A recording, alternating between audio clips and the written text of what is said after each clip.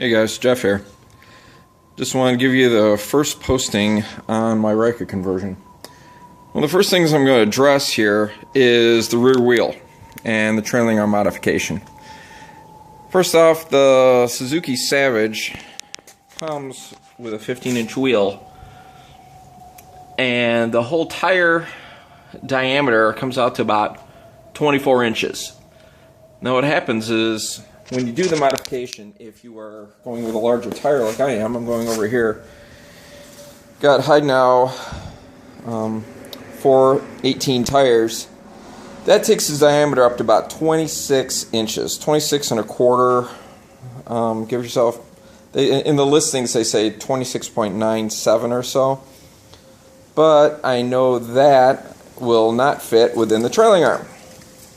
So one of the first things I did is I went out and got a separate trailing arm, because I wanted to do this, take it off, take it and put it back on. I wanted to take the entire bike apart and then, do it really quick. That's why I ordered a tank separately, and I got the rear wheel and the front wheel. I got the hub separate for this.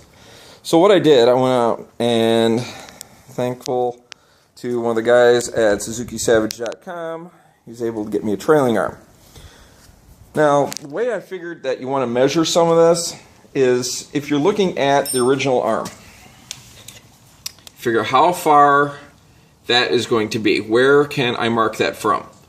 Now, what I was looking at in the back here, if you're talking the diameter of the wheel, goes from here to here, that's going to be your radius, so that's going to be 12 inches because that whole thing is 24.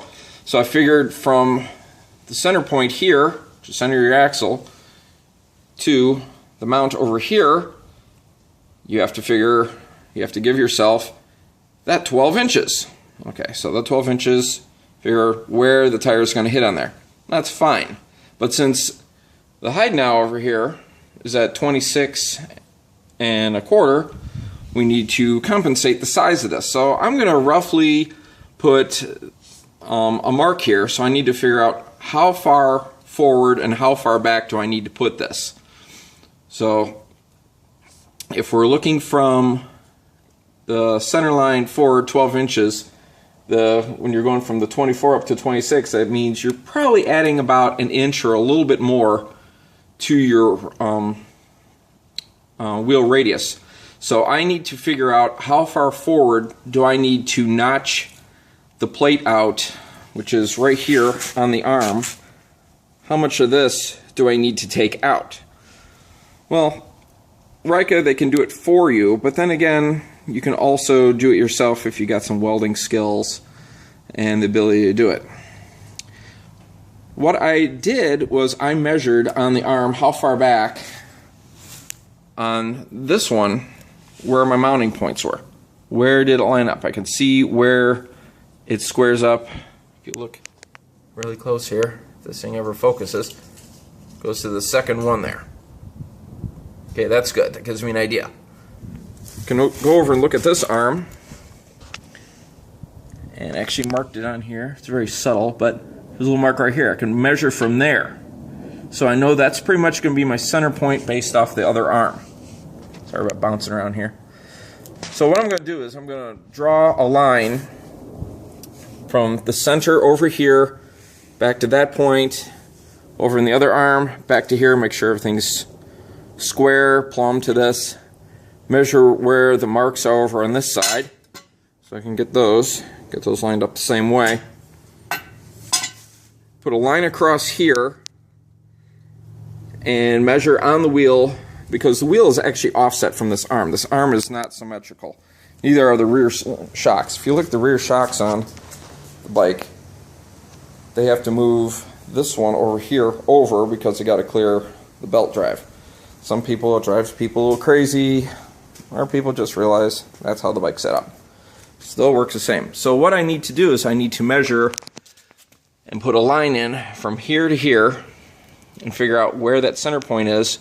Come off of that, mark that, and draw a line up to here plus the little distance I want, so about 13 and a half, and that'll put how far my radius is going to come out to here, and then I'll be able just to put a notch in there, and then weld a plate in there so, you know, remains as structural integrity. Other thing you have to do on here is they have these tabs. There's a tab here, a tab on the bottom there, these two. Sorry, I'm moving around looking at the camera and looking at the part at the same time. You don't need those. You can cut those off. This is for the rear, you know, rear pegs. Some people just leave these in here. I'm not going to leave these in here.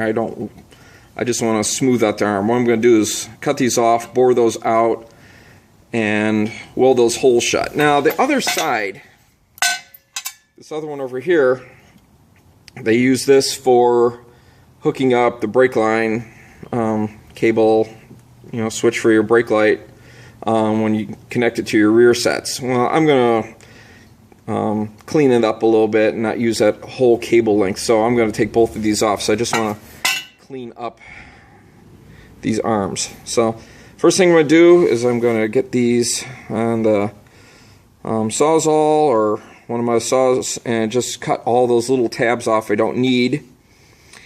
And then I'm going to be measuring, sanding this down, getting those ground out, and I'll show you I come up a little bit later.